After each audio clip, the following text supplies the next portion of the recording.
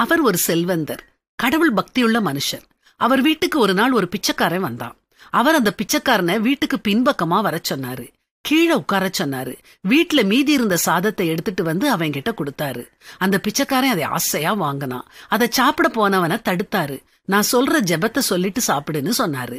அவனும் சரின்னு சொன்னான். அவர் ஜெபத்தை ஆரம்பிச்சாரு. பரமண்டலங்களில் இருக்கிற எங்கள் பிதாவே. உடனே அவன் சொன்னான், பரமண்டலங்களில் இருக்கிற உங்கள் பிதாவே. அவர் உடனே அவனை திருத்தினாரு. ஐயோ, அப்படி சொல்லாத, பரமண்டலங்களில் இருக்கிற எங்கள் பிதாவே.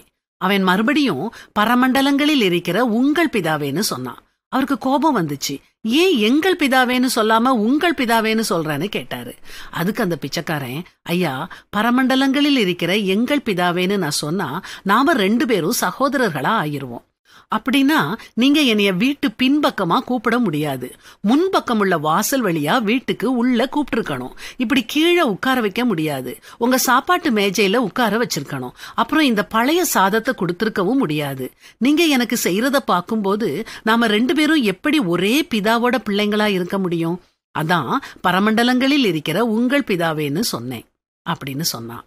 அந்த செல்வந்தருக்கு முகத்துல அடி வாங்கினது மாதிரி இருந்துச்சு. பரமண்டலங்களில் இருக்கிறவரு யாருக்கு பிதா? ஒரு பிச்சைக்காரன் மூலமா அவருக்கு உண்மை உணர்த்தப்பட்டுச்சுது.